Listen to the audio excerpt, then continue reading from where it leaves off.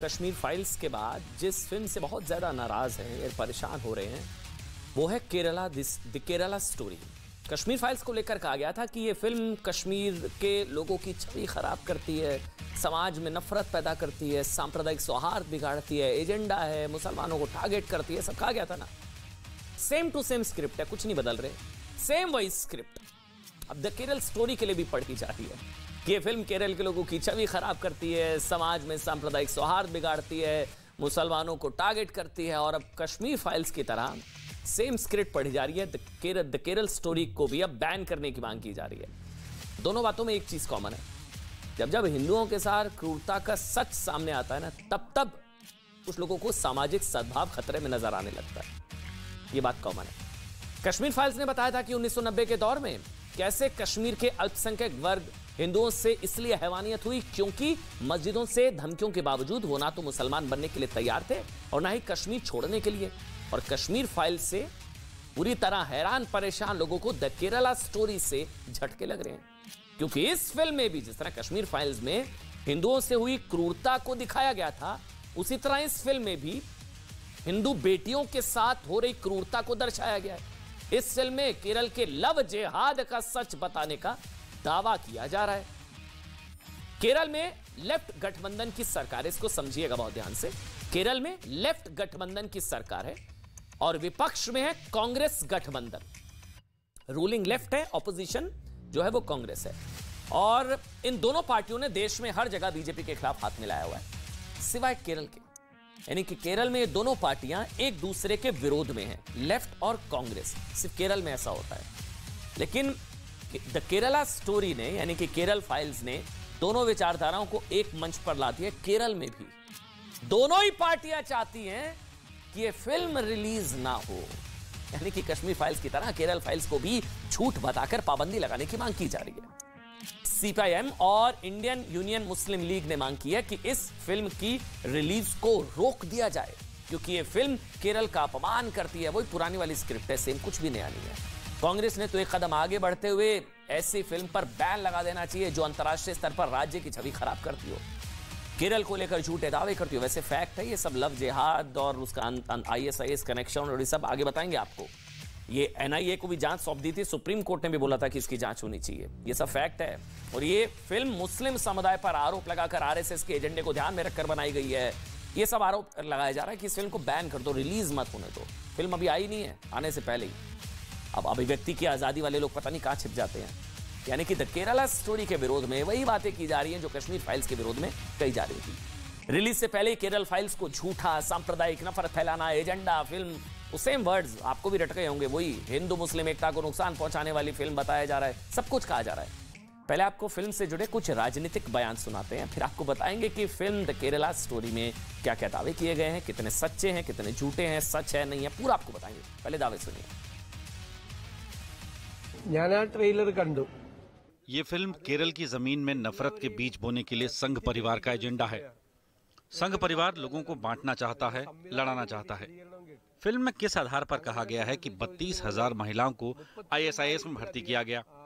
क्या वो एक भी लड़की का नाम बता सकते हैं?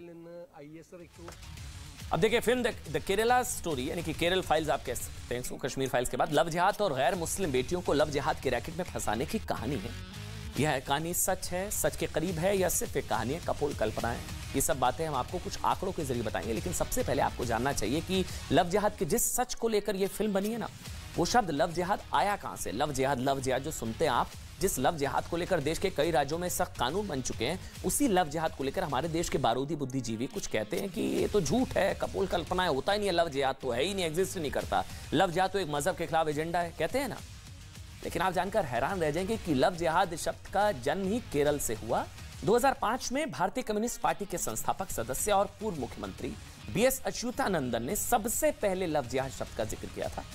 BS अच्युतानंदन ने एक प्रेस कॉन्फ्रेंस में कहा था कि लव जिहाद मुसलमानों की जनसंख्या बढ़ाने की बड़ी साजिश है। फिर 2009 में केरल हाईकोर्ट ने कहा था कि केरल में प्यार की आड़ में धर्म परिवर्तन वाली साजिश चल रही है। 2009 में केरल हाईकोर्ट ने कहा कि लव जिहाद की साजिश 1996 से चल रही है और इसके पीछे कुछ मुस्लिम संगठनों का हाथ है। 2009 में केरल हाईकोर्ट ने यह बात STF की रिपोर्ट के आधार पर कही, जिसमें बताया गया था कि 5,000 से ज्यादा लड़कियों को लव जिहाद का शिकार बनाकर धर्म परिवर्तन कराया गया था। 2012 में केरल के तत्कालीन मुख्यमंत्री ओमान चांडी ने विधानसभा on the floor of the house कहा कि राज्य में 2667 गैर मुस्लिम लड़कियों ने इस्लाम धर्म अपनाया। Oommen Chandy on the floor of the house. तो फिल्म द केरला स्टोरी में लव जिहाद को लेकर जो विवाद हो रहा है वो केरल से ही आया है। फिल्म में दावा किया गया है कि लव जिहाद की साजिश के जरिए 32,000 लड़कियों को मुसलमान बनाया जा चुका है। फिल्म में बताया गया है कि लव जिहाद के ट्रैप में हिंदू ईसाई लड़कियों को पूरी प्लानिंग के साथ फंसाया गया है। फिल्म में बताया गया है कि लव जिहाद केरल को इस्लामिक स्टेट बनाने का ग्लोबल एजेंडा है। आपको बताते हैं कि इस फिल्म में जो दावे किए गए हैं वो कितने सही और कितने गलत हैं। यह फिल्म केरल की और आसपास के राज्यों की उन हिंदू लड़कियों की कहानी दिखाने का दावा करती है जिनका पिछले एक दशक में प्यार के नाम पर धर्म परिवर्तन कराया गया और इनमें से कई महिलाओं को सीरिया, यमन, इराक और अफगानिस्तान में आईएस और हक्कानी नेटवर्क जैसे आतंकवादी संगठनों में शामिल होने के लिए देश से बाहर भेज दिया गया। फिल्म के डायरेक्टर सुदीप्तो सेन का कहना है कि केरल के पूर्व मुख्यमंत्री ओमान चांडी ने विधानसभा में आंकड़ा पेश करते हुए कहा था कि केरल में हर साल 2800 से 3200 लड़कियों को इस्लाम कबूल कराया जा रहा है। अगर इस आंकड़े को 10 वर्षों में बढ़ा दे तो यह 32,000 तक पहुंच जाता है। जिस आंकड़े का जिक्र यहां पर किया गया है वो साल दर साल का नहीं था, लेकिन 10 साल को अगर आप मल्टीप्लाई करें तो 32,000 तक पहुंच जाता है। केरल में धर्म परिवर्तन और इसके शिकार लोगों के आतंकवादी संगठनों में शामिल होने के कई मामले सामने आ चुके हैं। सबसे चर्चित मामला सुनिएगा, निमिषा का है, जो पहले फातिमा ईसा बनी, फिर आईएसआईएस में शामिल होने के लिए अफगानिस्तान चली गई। इसके अलावा सोनिया आयशा बनकर और मैरीन जैकब मरियम बनकर अफगानिस्तान गई थी। ऐसी ही कहानी रफेला की भी है। ये चारों 2021 में अफगानिस्तान में तालिबान के वापस आने के समय वहां की जेल में बंद थी। ये हार्ड फैक्ट्स हैं।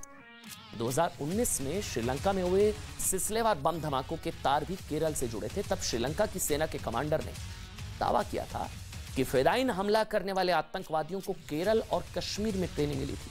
तब एनआईए ने भी इस मामले में केरल के पलक्कड़ और कासरगोड में छापेमारी की थी और 4 लोगों को गिरफ्तार किया था।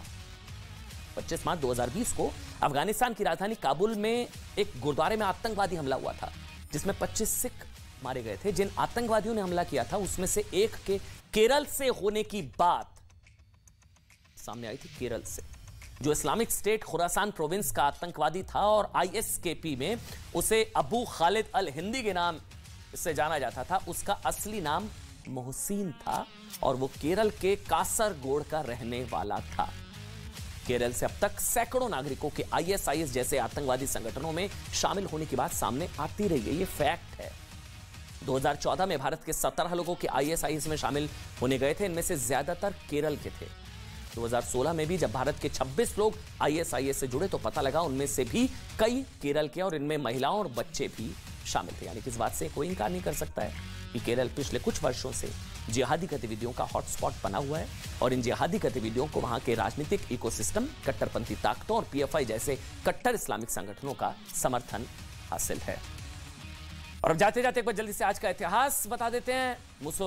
मुसोलिनी, जिसका पूरा नाम बेनितो मुसोलिनी था, दुनिया के सबसे विवादास्पद तानाशाहों में से एक था। आप जानते होंगे आज से 78 साल पहले 1945 में मुसोलिनी की गोली मारकर हत्या कर दी गई थी। इसने इटली में फासिस्ट संगठन की स्थापना की थी और 1922 में मुसोलिनी को इटली का प्रधानमंत्री बनाया गया था। मुसोलिनी ने यूरोप में फासीवाद के उदय में महत्वपूर्ण भूमिका निभाई थी और 1922 से 1943 में अपने पतन तक ये इटली का तानाशाह था। तो ये आज का इतिहास। और अब